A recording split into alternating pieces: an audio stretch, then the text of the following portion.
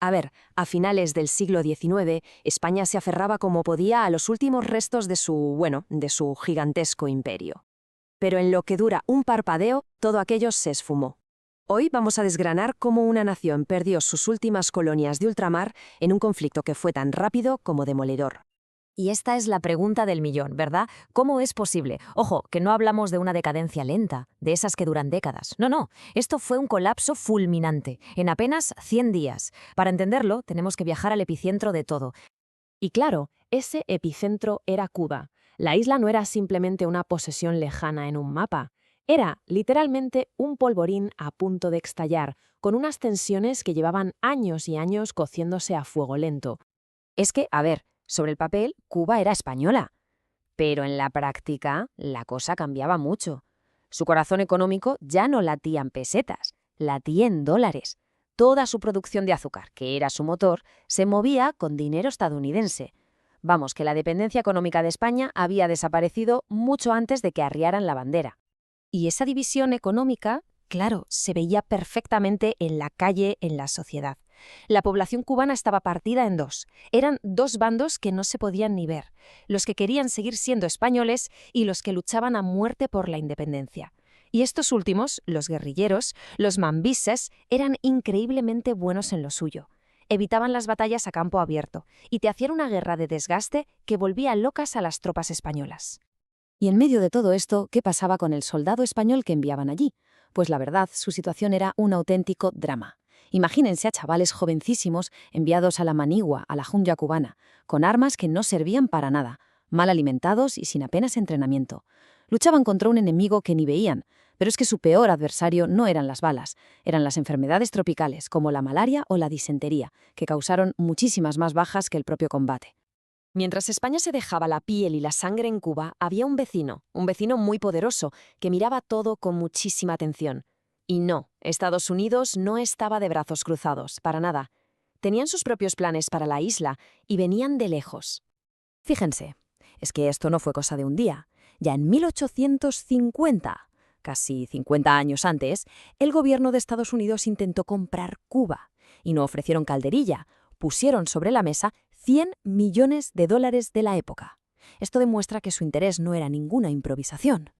Vale, y si damos un salto en el tiempo a 1896, en plena guerra de Cuba, la cosa se pone aún más seria. El presidente McKinley, ni corto ni perezoso, triplica la oferta. Pone sobre la mesa, atención, $300 millones. España dijo que no, claro, pero el mensaje era, vamos, más claro que el agua. Estados Unidos quería la isla y estaba dispuesto a conseguirla como fuera. ¿Pero por qué esa obsesión con Cuba? Pues por dos razones de peso. La primera, la pasta, el dinero. Querían controlar las plantaciones de azúcar y los ricos yacimientos mineros. Y la segunda, geoestrategia pura y dura. Quien controlara Cuba controlaba militar y navalmente todo el Caribe. Y no se quedaron solo mirando, ¿eh? Intervinieron de forma bastante directa, dándole armas y apoyo a los guerrilleros cubanos. Con todos estos ingredientes, la situación era, una bomba de relojería. La tensión se podía cortar con un cuchillo. Solo hacía falta una excusa, una chispa, para que todo saltara por los aires.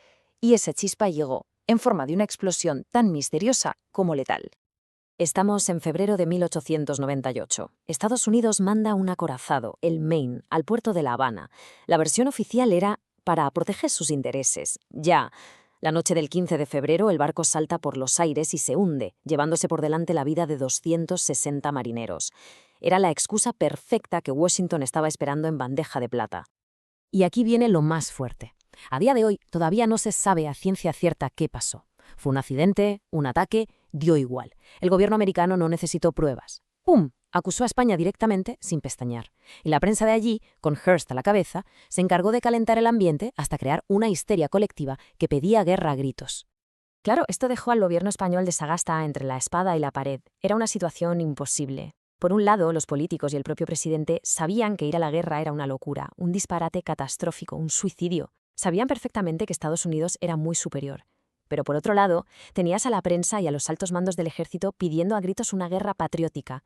Si negociabas, eras un traidor. Si te retirabas, era una humillación intolerable. La presión era brutal. Y así se puso en marcha una cadena de acontecimientos que parecía el guión de una tragedia. La explosión, el ultimátum de Estados Unidos, que exigía la salida de Cuba, la presión interna insoportable y, al final, la inevitable declaración de guerra. El gobierno simplemente no tuvo el valor de enfrentarse a la opinión pública y eligió el desastre en lugar de una retirada impopular. Y lo que vino después, pues no se le puede llamar ni guerra. Fue un paseo militar para los americanos, así de claro. La diferencia de fuerzas era abismal y el resultado de todo aquello se decidió en apenas unas semanas. Es que la clave de todo esto estuvo en el mar. La Armada de Estados Unidos era de otro siglo, literalmente. Tenían buques modernos, potentes, y la flota española, con mucho orgullo pero con barcos que eran casi piezas de museo, fue aniquilada. En 2 combates navales, 2, se acabó todo. En sitios como Cavite, los barcos españoles fueron destrozados en menos de 1 hora. Fue una humillación absoluta. Y el punto y final a todo esto se puso en París en diciembre de 1898, con la firma del Tratado de Paz. Y las consecuencias para España fueron simplemente devastadoras. Se cedió a Estados Unidos Puerto Rico, Filipinas y la isla de Guam. Y Cuba consiguió una supuesta independencia que en realidad la dejó bajo el control total de los americanos. El imperio oficialmente había muerto. Pero ojo que la derrota en el campo de batalla fue solo la punta del iceberg. La onda expansiva de este desastre sacudió los cimientos de España durante décadas, provocando una crisis política, social y psicológica profundísima. El shock fue tan brutal que el gobierno básicamente se puso a vender las últimas joyas de la corona que quedaban por ahí, los archipiélagos de las Marianas, las Carolinas y las Palaos, lo último que quedaba en el Pacífico, se vendieron a Alemania. Fue como bajar la persiana, el último acto de un imperio que se evaporaba. Y por dentro, en la política española, el terremoto fue monumental. Por poco no hay un golpe de Estado. Los nacionalismos en Cataluña y el País Vasco cogen una fuerza increíble. Los políticos de Madrid pierden toda la credibilidad que les quedaba. Crecen como la espuma los movimientos republicanos y anticlericales. El sistema político de la Restauración quedó herido de muerte. Pero más allá de la política, de los despachos, esto caló hasta los huesos de la sociedad. Fue un verdadero trauma colectivo. De repente, todo ese cuento de la grandeza de España, del imperio donde no se ponía el sol, se vino abajo. De un día para otro se instaló un sentimiento general de inferioridad, de desmoralización, de impotencia, que marcó a toda una generación de españoles. Y con todo esto sobre la mesa, llegamos a la pregunta final, una que da mucho que pensar.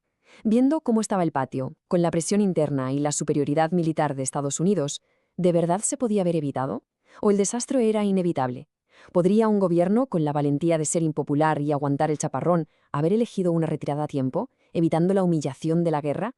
Es una pregunta que, más de un siglo después, sigue ahí, flotando en la historia de España.